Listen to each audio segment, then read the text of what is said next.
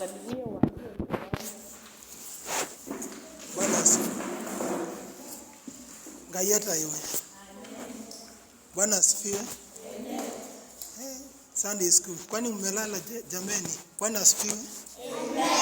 Good. Mimi naitwa Andrew. Kwetu ni Kitui. So mimi one of you. Kwetu ni Kitui Central. Na nimefurahia kupata mnakuja Sunday school kwa wingi. Juu kuna kwingine unaenda unapata, ikiwa Sunday unapata watoto wawili, watatu, watano. So tukanyangia hapo. Si ni kweli? Na tukio tunamjua nani?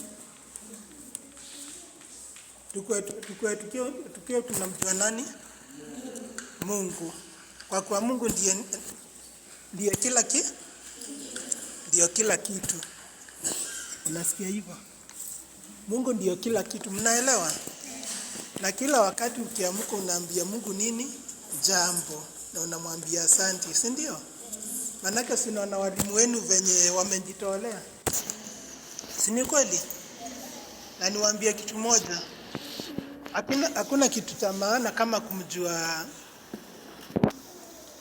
kujua Mungu na kuweka ahadi na kuweka nia ahadi na yeye. Manake si uko shule?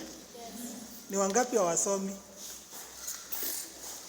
Kama mko shule, unaambia Mungu, ningeomba unisaidie nisome vizuri, nikuwe mtu wa maana hapa duniani, si ni kweli?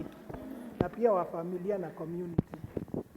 Kwa kuwa hata walimu wetu walikuwa wanatarajia, na Mungu chenye walikuwa wanatarajia Mungu aliwapatia, si ni kweli? So tukue tunamjua Mungu, juu kuna kwingine unaenda unapata wengine hata wamjui Mungu. Lakini sisi tukiwa tunamjua Mungu tutapata kila kitu iko sawa. Na niwaambie ni kitu moja. Wakati unaona unapitia magumu, wakati huo ndio Mungu anajua kukuinua. Kwa kuwa unaweza kuona unapitia shida shuleni, unaweza kuwa unapitia shida manyumbani, lakini usife moyo. Usifanye nini? Kwa kuwa wakati huo unakufa moyo, naye Mungu ndiye anakuambia hapo hakuna haja ukufe moyo, juu niko mbele yako. Mnasikia? So tukiwa tunamjua Mungu, tusome kwa bidii, na kitu cha kwanza tuweke Mungu mbele. So barikiweni.